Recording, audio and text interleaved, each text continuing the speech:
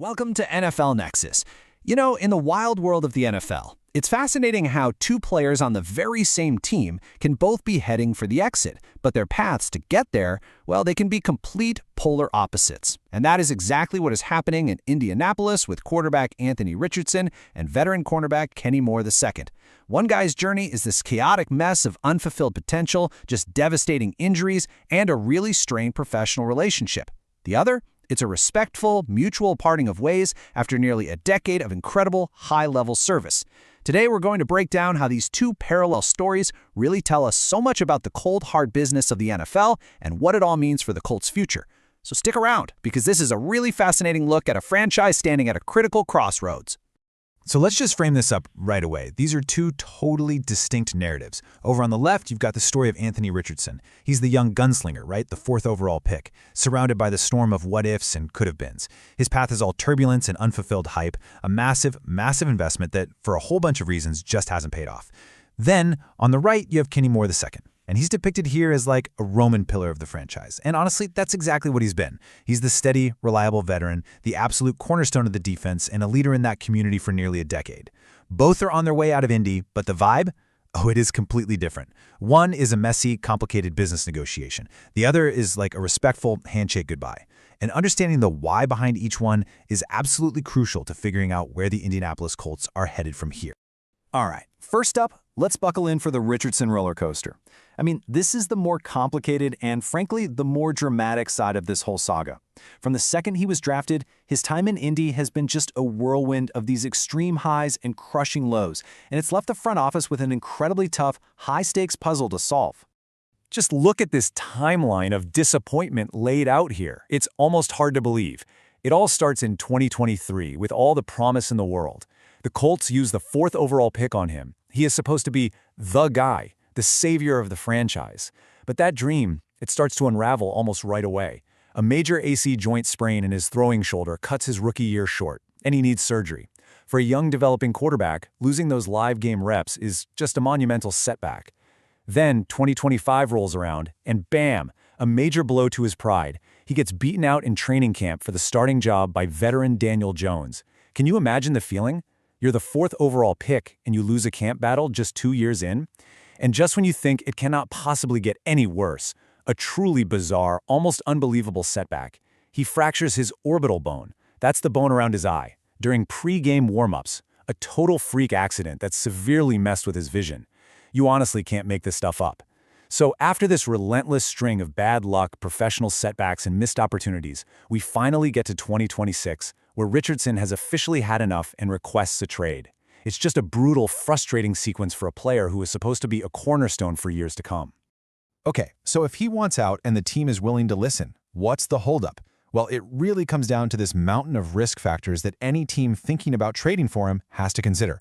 First off, when he has been on the field, his play has been inconsistent. You see these flashes of just unbelievable athletic talent that remind you exactly why he was a top 5 pick. But then they're mixed in with moments of inaccuracy or questionable decision-making that just leave you scratching your head. Second, and this is the giant red flag waving over his entire career, is the injury history. We just walked through it. The shoulder, the orbital bone. Can this guy stay on the field for a full 17-game season? Nobody knows for sure, and that uncertainty absolutely craters his trade value. Third, look at that number. Only 15 career starts. That is barely a full season's worth of game tape for a GM to bet his job and his franchise's future on.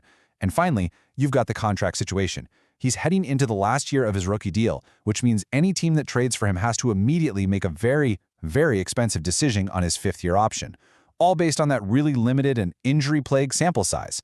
It's a massive, massive gamble for any front office out there.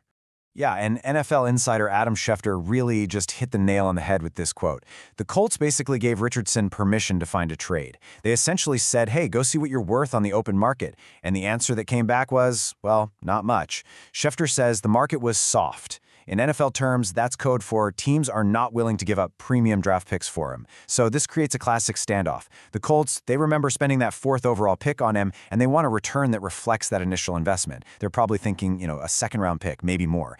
But other teams, they're looking at the injuries, the 15 starts, the inconsistency, and they're offering a price that reflects the risk, maybe a 4th or 5th round conditional pick. And when the seller's price and the buyer's offer are that far apart, no deal gets done. So he's effectively stuck in limbo, too valuable for the Colts to just give away for nothing, but way too risky for another team to pay a high price for.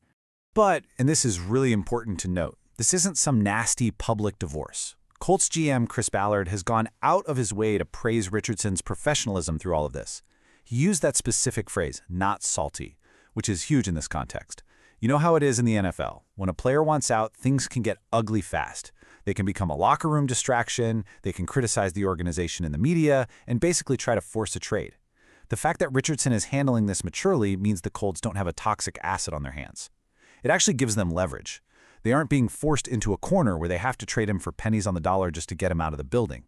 This professionalism, whether it's genuine or just a smart strategic move, it keeps the door just a little bit cracked open for a really awkward but workable scenario where he might have to play out his final year in Indy if the right trade just never comes along. Okay, now let's completely switch gears. We're moving from the chaos and the complex business math of the Richardson situation to something entirely different.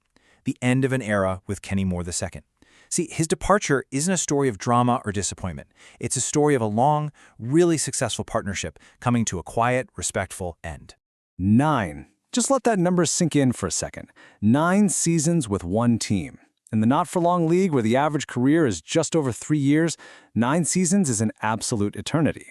Kenny Moore has been a fixture in that Colts secondary since 2017. I mean, think about it. He's seen head coaches come and go. He's played with Andrew Luck, Jacoby Brissett, Phillip Rivers, Carson Wentz, Matt Ryan, the list goes on. He has been the one constant through years and years of change. This isn't just another player on the roster. This is an institution. That longevity, that level of commitment, and consistent Pro Bowl level play, that is the absolute foundation for why his exit is playing out with so much dignity and respect in such stark contrast to all the turbulence surrounding Richardson. You know, when a GM who's been around for years calls you a pillar, that's not just some corporate buzzword. A pillar literally holds things up, and that is exactly what Moore has done for this defense and for this locker room. He's the guy who makes the key plays, who mentors the young draft picks, who sets the standard in practice, and who represents the team with class out in the community. And here's the detail that really highlights their deep connection. Moore was Chris Ballard's very first player acquisition as Colts GM back in 2017. He was a waiver claim, a guy the Patriots let go of, and he became the first brick Ballard laid for the foundation of his team. So when we talk about Moore leaving, it's not just some roster move, it's personal. It's the end of a chapter that started on day one for this entire front office regime.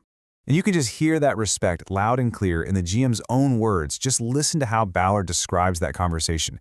There's no mention of anger or contract disputes or disagreements over playing time. It was simply a veteran player after 9 years of service feeling like, hey, it's time for a change, a new challenge. And the team's response wasn't to play hardball, wasn't to remind him he's under contract. It was, because of our respect level for Kennedy, we said okay.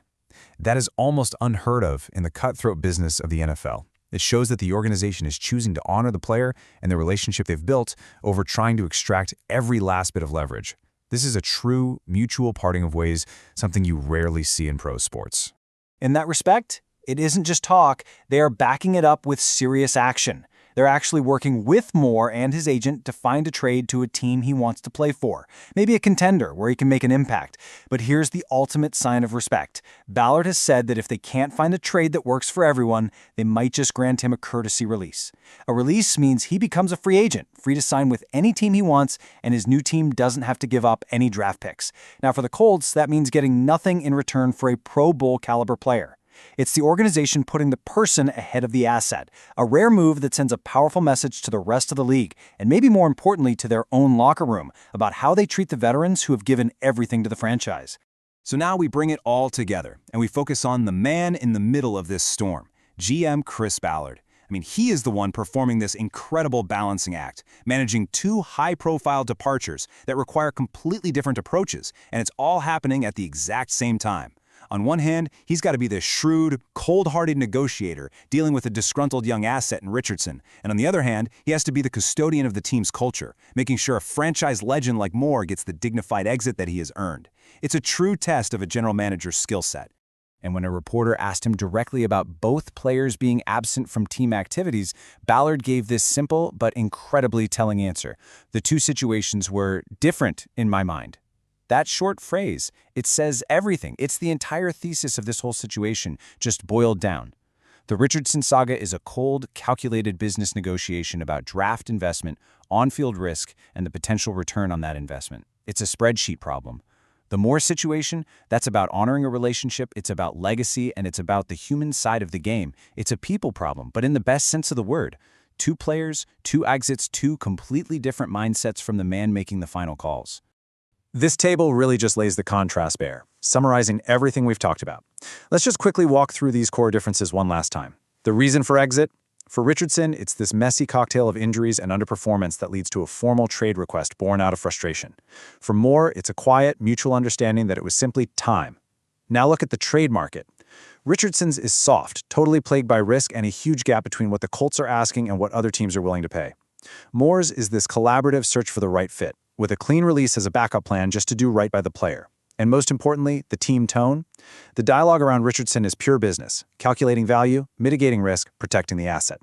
The dialogue around Moore is all about respect, legacy, and a desire to do right by a franchise icon. It just could not be any clearer. These are two players leaving the same building, but they are living in completely different professional worlds. So, where does this leave the Indianapolis Colts?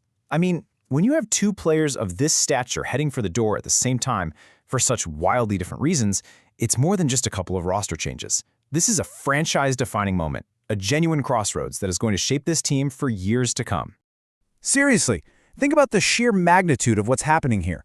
In one single offseason, the Colts are losing the player they drafted to be their franchise quarterback and the face of the team for the next 10 years.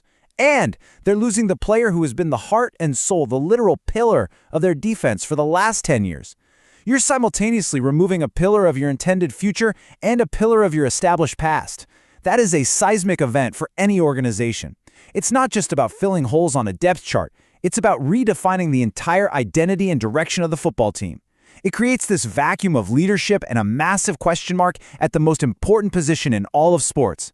Everything is now on the table in Indianapolis. And that really brings us to the ultimate question for Colts fans and for the rest of the league watching this whole thing unfold.